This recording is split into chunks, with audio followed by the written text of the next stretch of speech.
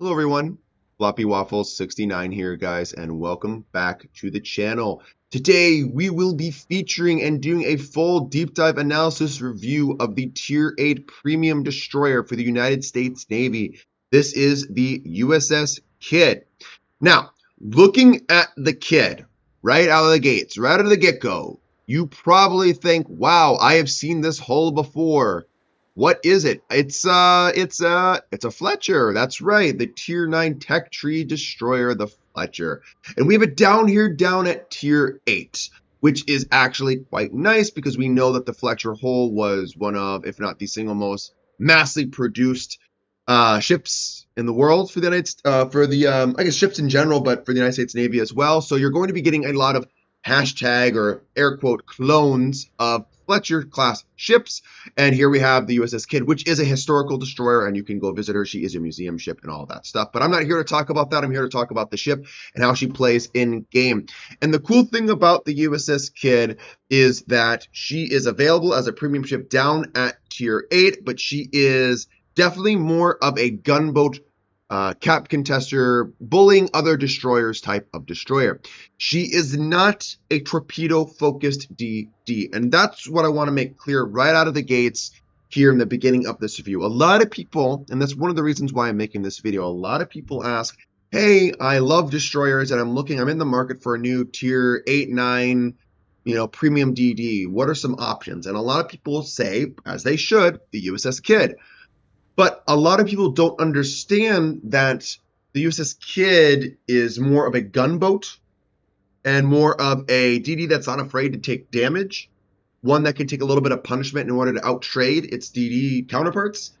And a lot of people don't feel comfortable with that. So when they get this ship, they don't really know how to play her.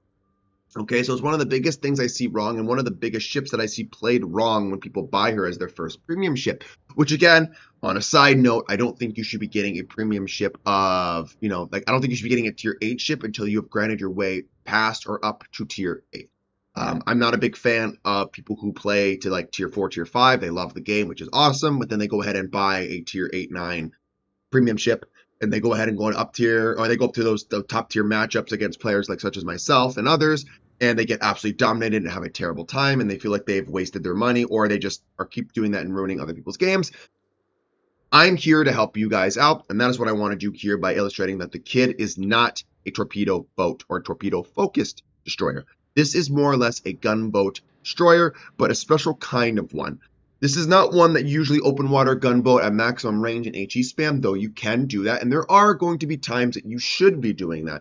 This is one of those destroyers that can outtrade other DDs because it has a repair party, which makes it stay in the fight for longer and have more HP than what its HP bar says it has, which is always quite nice. It's one of those DDs that can bully other destroyers and kind of make them get away from that cap, and you go ahead and get in that cap and you take that capture point for yourself, or if not, just completely eliminate the enemy destroyer if they make one wrong move, which is why I really do like the Kidd. I think the Kidd is a awesome destroyer at Tier 8, and I think it up tiers pretty well too. So if you are looking at it from an investment standpoint, I think the Kidd is a good, investment or purchase, because when you do inevitably get up tiered from Tier 8 to Tier 9 or Tier 10, you still have some form of relevancy, which is quite nice. And I do like that, because other ships just completely crumble and do not do well in being up tiered at all.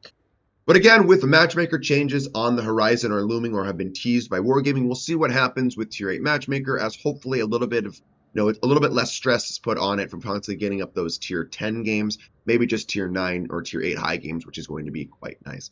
So like I always do when I do these ship reviews, I'm going to talk about her a little bit in port. I'm going to showcase and talk about some soft stats, and then I'm going to go ahead and show you the commander and upgrade builds I have on her, and then I'll go ahead and follow up with some gameplay on the USS Kid and giving you some of my final thoughts about the Kid as well. So without further ado, guys, let's get on into the review. So like we always do, we start with the armor loadout or layout of the ship. But again, we are a destroyer, so the chances of you actually having any improved armor are slim to none. There are some exceptions to this, and I'll always make sure to cover those and point those out when the time comes that those show themselves, such as like the I think what is it, not the small ones, right? The Ragnar, I believe the Elbing, the gearing has the improved 20mm plate on in the midsection. Like there's certain destroyers that do have improved armor, but again, the Fletcher, it's not one of those DDs, guys. 19mm all around, and again, your superstructure is 13mm as well. So again, it is in line with your standardized destroyer's armor scheme for Tier 8. Moving into survivability, 16,700, which actually isn't terrible. One thing to keep in mind when I'm talking about stats of the USS Kid, I would directly compare, or like to compare this thing to more so of the USS Fletcher at Tier 9 than I would the Benson down at Tier 8. I think this thing has more in common. Obviously, it shares the same hull with the Fletcher than it does the Benson. So that's why I'm going to constantly try to compare between those two ships.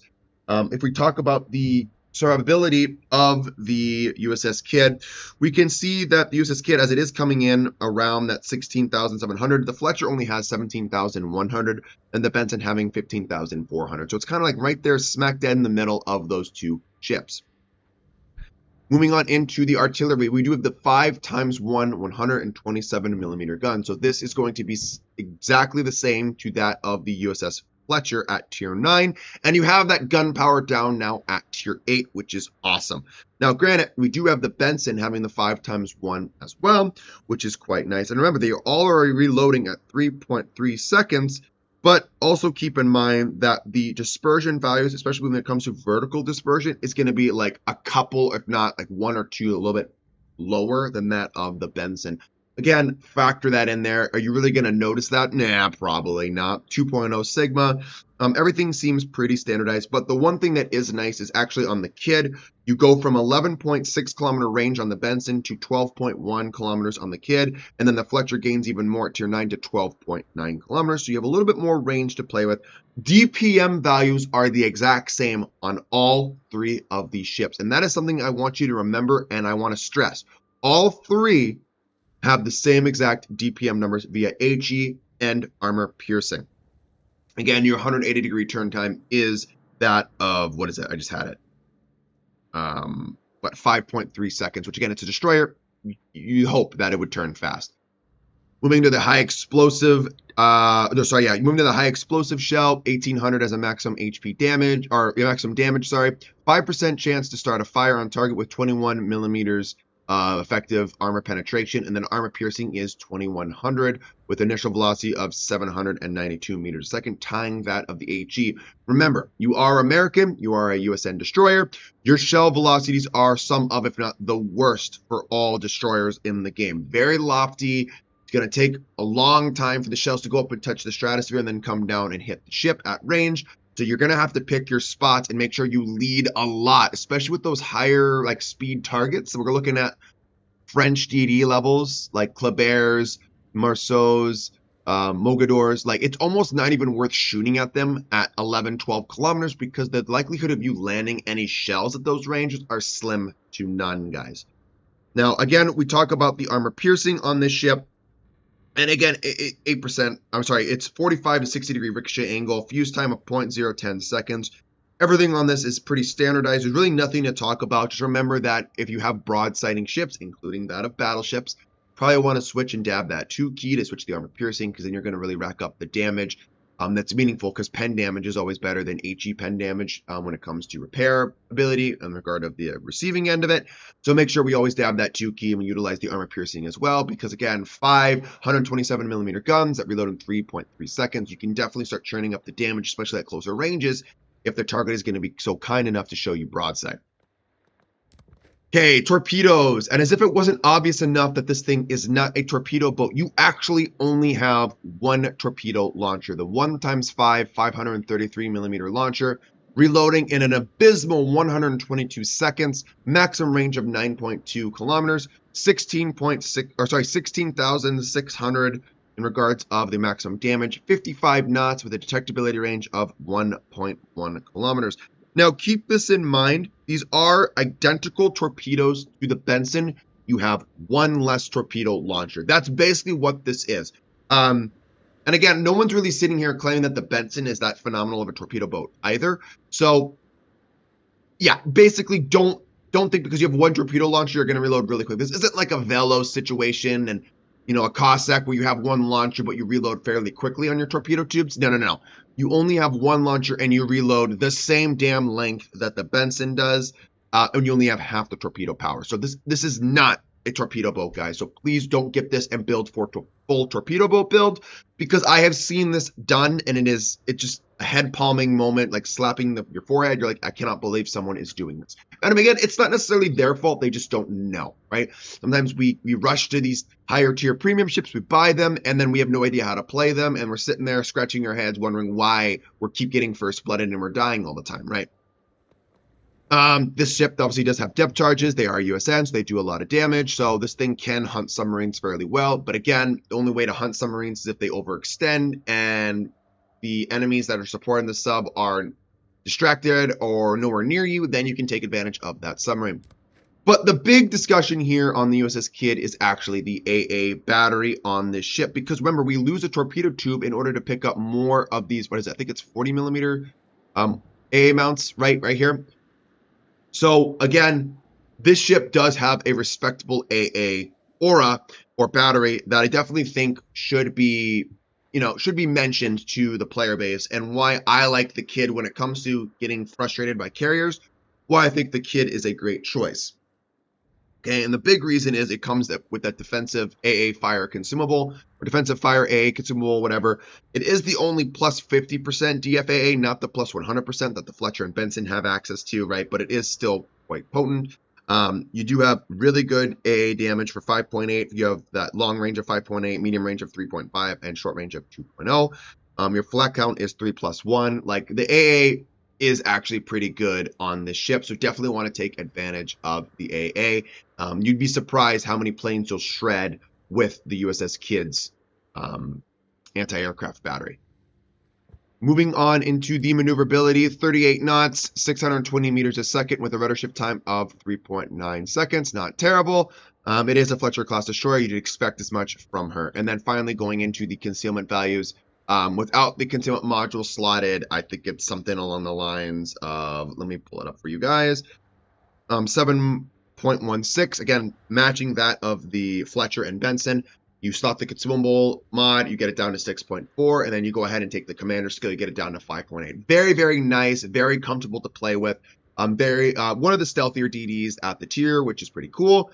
Definitely want to be making full use of this concealment, as you can catch a lot of unsuspecting destroyers off guard, especially when you have your gun power of these 5 127mm guns, plus you have the ability to have a repair party. So basically, they're just shooting you and dealing damage, but then you're getting that damage back from your heal while you're engaged in the conflict. So you're basically having more HP to start with. So again, you can see where the Kidd is going to be very strong, especially against other DDs. In all intents and purposes, guys, this DD fulfills two roles.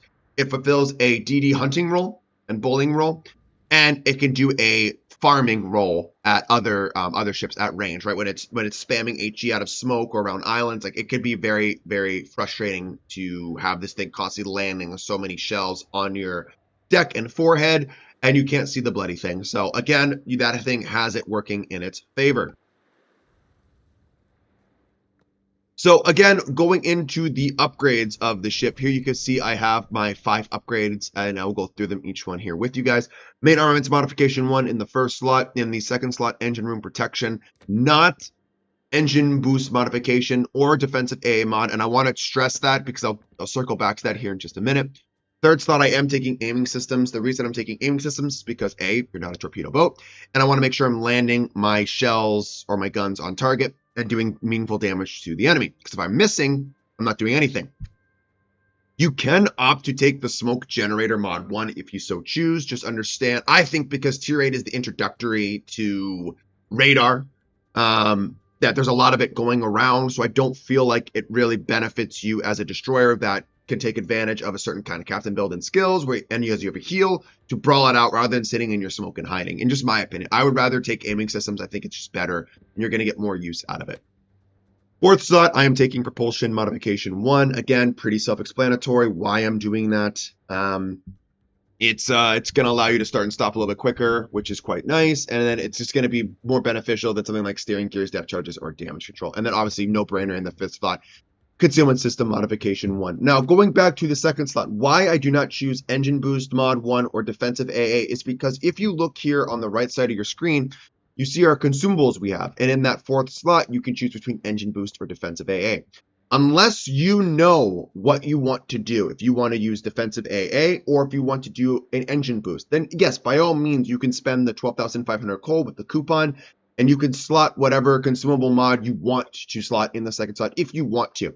Someone like me that rotates between the two with either a speed boost or defensive AA, I always feel like if I don't want to be too specialized in the kit because I actually rotate and throw that consumable around, whether it be defensive AA or speed boost. Both have their uses. I think the only reason I'm going to opt to take the defensive AA on the kid is because I catch a lot of tier 8 carrier players off guard with the AA strength of the USS kid, and I like that. I like that Mimi build. I like it. It's pretty fun. But again, I think the engine boost is just going to be more universal. You're going to get more use out of it. And it's going to directly aid your survivability because you can keep going faster, and it's going to throw off the aim of the enemy ship shooting at you. But again, just my opinion, I like to opt to take the defensive AA more often than not, just because I'm running into a lot of carriers nowadays at tier 8, and I feel like it catches a lot of them off guard, basically, to not sound too repetitive.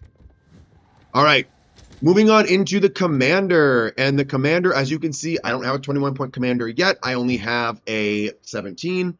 So again, I take my standardized 4 skills on this thing right here, immediately following up with the Fearless Brawler and Adrenaline Rush.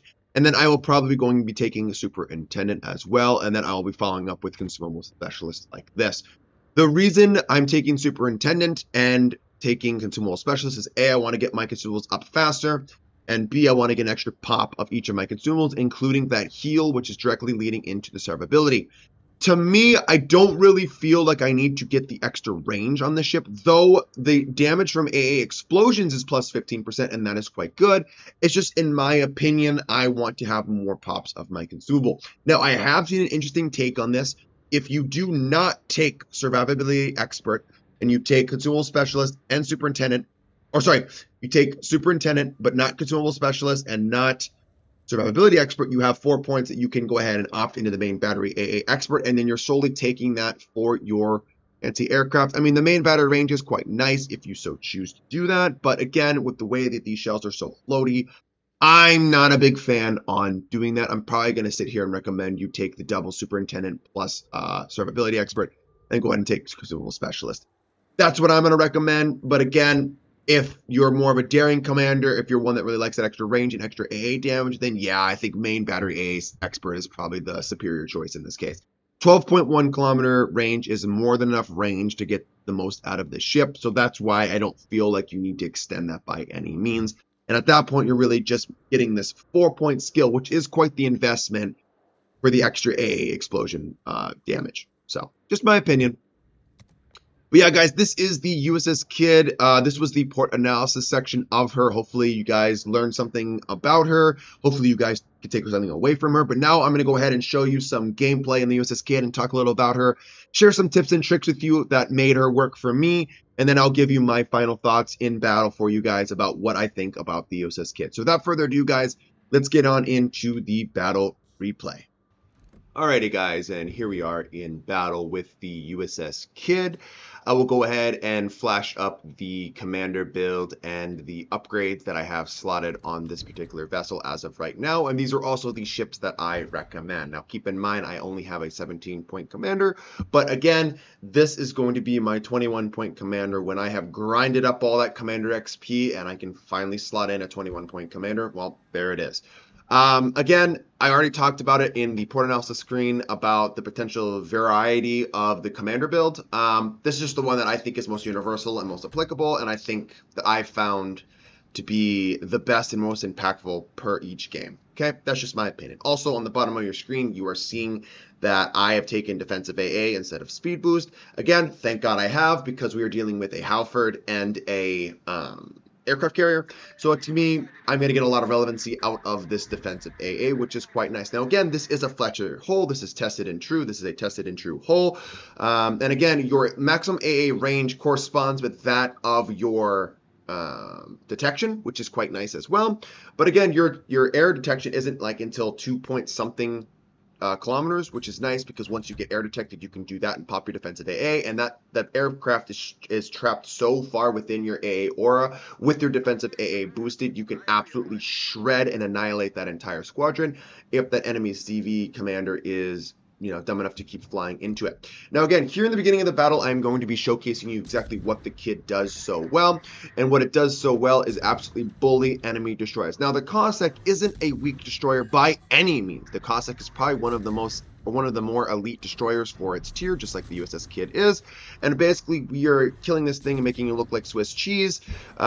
But again, I'm not going to comment on the ability of the commander. Everyone has their own, you know, skill level, so I don't want to really talk about that. I just want to highlight what the kid can do, which is, as you can see, just absolutely eliminate and nuke enemy destroyers if those destroyer players are caught so deep within their detection on and get your USS Kidd, which is quite nice. Again, the gun power just feels so good on this thing. Also, I will say the aiming systems mod in the third slot really does help this ship become a better gunboat DD, as it has that -7% dispersion value to the main battery guns.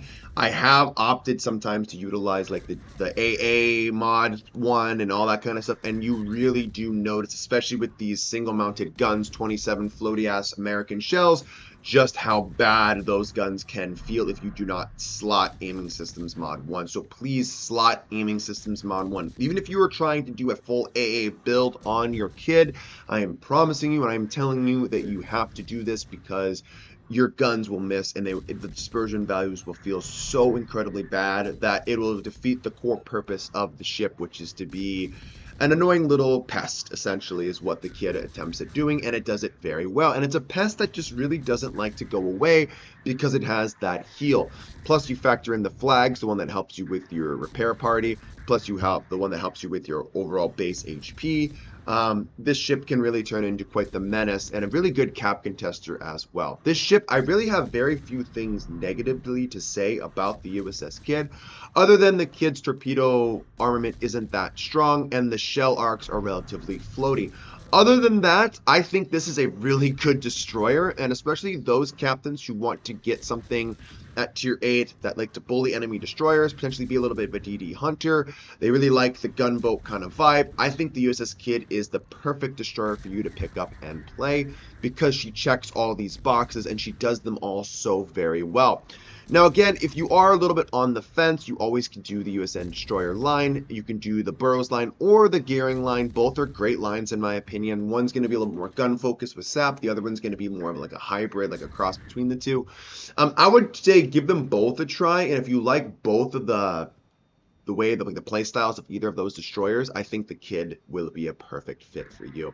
The only thing I want to stress about the USS Kidd, other than that it's not a torpedo boat, is that if you're a commander that doesn't, if you don't like being shot at in your destroyers, something about you being detected, you kind of like shit your pants and you start panicking, then yeah, maybe not the DD for you, because again, the USS Kidd is one of those DDs. It just really doesn't care if it's shot at, because as long as you can actively maneuver, utilize your keel, and utilize your smoke screen with, you know, in the right context, I think this is a phenomenal destroyer that can really get the most out of that, and you're going to be able to farm a lot of potential damage, and you're going to be getting a lot of spotting for your team, as you see that I am doing here. And already have one destroyer limited, hopefully going to make it 2 here in the near future. Now, again, I will tip my hat to this Halford player. He is not an idiot. He realizes he cannot win this engagement, so he is going to drop his torpedoes, and he is going to get the hell out of Dodge and disengage immediately from me, because I'm telling you right now, there is no way in hell the Halford can beat me in a one-on-one gunfight, and he knows it, so he is bugging out, which again is the smart play. But yeah, again, if you're looking for a destroyer that wants to contest caps, wants to potentially get those capture points, sling caps in your favor of your team, and be a really good team-oriented destroyer. And I think that's one of those things that a lot of players they just don't really understand. And what I'm about to say is a very big opinion of mine that I have seen. I am not a big fan of like the Shimakaze, for example. I don't like the Shimakaze because I think the Shimakaze in its own right is inherently a selfish destroyer. And DDs that do that, I don't really feel are played very well. And I don't think that they're really understood that much. And I think that they often, more often than not, they're going to take the chance to torpedo enemy ships, licking their chops and putting themselves in bad positions, rather than supporting the team by, spotting, supporting the capture points, deploying smoke screens, that sort of stuff, and eliminating enemy DDs. And the Shimokane doesn't really do most of that, other than the spotting one, very well. So I really am not a big fan of it, and that's why I don't really tend to play torpedo boats in this game. Every now and then I will queue up in one, blah blah, and so, but like for the vast majority of the time, I will rather prefer to play a hybrid ship like the Gearing, or I'd rather play a full-on gunboat like the Gdansk, the Kid, the Smolensk, ships like that, because I just feel like they have more carry potential and they fulfill that role for the team better, which is spotting and eliminating the enemy destroyer threats, because as we know, DDs have the highest carry potential in this game, other than aircraft carriers, in my opinion. So for like surface ships, they have the best. So that's why I usually gravitate towards them, and I play them, the gunboat variants of them. But anyways, I digress. Going back to the game and going back to the kit, as you can see, the torpedoes. So the torpedoes, you only have the one launcher of the 5. These are Benson torpedoes. They take frickin' an age and a half to load. These are zoning torpedoes through and through. Like, you just throw them out in areas and hopefully they hit. If you're utilizing the gray indicator, you're probably never going to land any torpedoes with this thing. And again, if you are trying to play a stealthy torpedo boat role, like there is a time in a game to understand when to and when not to shoot. I understand that, but you can't just be doing that the entire time in the kid, because that's defeating the purpose of the ship, which is to be spotted and shooting their guns. The kid is one of those DDs because you have a heal, much like I say about the Habarovsk, even though the Habarovsk, in my opinion, is probably a little bit easier. You want to be shooting a lot and you want to be spotted a lot, because more salvos that go at your destroyer are that one less salvo going towards another ship that potentially can help you win the game, like your cruisers with citadels and stuff like that with radar. I am more confident in my own ability to dodge incoming shells and survive than I am for my allies. So that's why I would rather be the target that is spotted. I would rather be the target being shot at than like my Des Moines that is bow tanking on an island around the capture point, because I need his radar later on. As we know, cruisers' impact becomes more and more and more as the battle, is elongated and progresses. So I want to make sure that they can intact or keep as much HP as possible with their ship, so that they can expire it and use it as they see fit when needed later on in the battle. And that's kind of my thought process here when I play not only the USS Kid, but just kind of gunboats in general. We were able to sway the flank in our favor when I eliminated the Cossack, but as you can see, it's kind of like almost looks like we're losing that flank now because I had to leave it. I thought they were in good hands. I'm like, it's literally all they have to deal with is an enemy submarine. We killed the enemy Cossack. They should be fine. But yeah, it doesn't always work out that way. We end up helping to eliminate the GQ Johnny as well. And now we're going to start heading back towards our flank around the long part, or the enemy spawn of A, while we're going to be shooting openly at the Kearsarge. Because I just don't think the Kearsarge is going to shoot me with his 33-second reload or whatever it is. He wants to make sure that when he fires his guns, he lands them on an enemy, he lands them on an enemy ship that's bigger and has an easier chance of landing them. And I think he doesn't want to waste the salvo on the USS Kid because there's no large damage number. There's no Citadel ribbons that he can get. It's one of those things I talk about in depth about battleship players in this game that really irk me and frustrate me.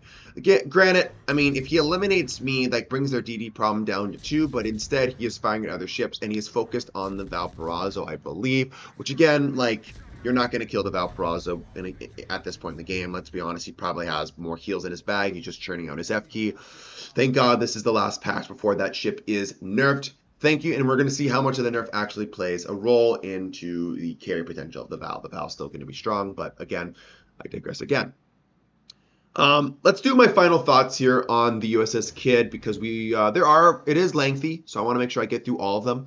The USS Kid is a great destroyer, and it is a great destroyer because it offers a slight little side grade to your USN DD destroyer's experience, which is it offers more of a gunboat brawly sort of build with your destroyers, like playstyle, rather than your standardized, Benson and Osborne. I think this is a good cross between an Osborne and a Benson because you have the Osborne's like gun power in a sense that, well, not really because it has sap, but in regards that it is a gunboat, and you have the Benson's ability in regards of its torpedoes and stealth. So it's kind of a good hybrid between the two. It retains like the stealthy side of things and the 127mm guns, but again, it also picks up that heal, which is nice, but it's going to keep it in the fight a little bit longer and allow it to outtrade a lot of enemy DDs and or cruisers if you want to open up. And it's going to keep you in the fight longer too, which is always quite nice. I think a lot of players are frustrated when they play DDs because they feel like they just die so relatively quickly. And I think the kid can help you with that because it is going to be able to stay alive longer theoretically because it has a heal, which is always really nice as well. The AA aura is awesome. You have a choice between your defensive AA and speed boost. On a side note, like I've mentioned in my last video with the gearing, I do kind of wish that these USN DDs had two separate slots. They had a speed boost and a defensive AA, but I don't think that's going to be coming anytime soon. But anyway, whatever. It doesn't really matter. You have that American smoke, which is awesome. You have, like I said, the heal. You are a Fletcher hull after all, which the maneuverability, the handling, all that just feels so comfortable. And again, on top of all that, you pick up that heal, which is always going to feel nice, especially on a destroyer because DDs die relatively quickly, and having that heal is just going to allow you to live that little bit longer and outtrade enemy destroyers as well, which again is very, very nice. But yeah, guys, all in all, the package here is quite awesome. I do highly recommend the USS Kidd as a destroyer, even as a first destroyer. If you're looking for a tier 8 premium destroyer, just keep in mind, if you're looking for a torpedo boat destroyer, that's the keyword, a torpedo boat destroyer, do not even look at the USS Kidd because she is not that at all. She is a gunboat through and through. So if you like that full throttle DD high octane gameplay, the USS Kidd is the destroyer for you guys. So anyways, I'll leave you guys on the post-battle screen. Not a phenomenal game, just a good solid game to showcase what this ship is capable of doing.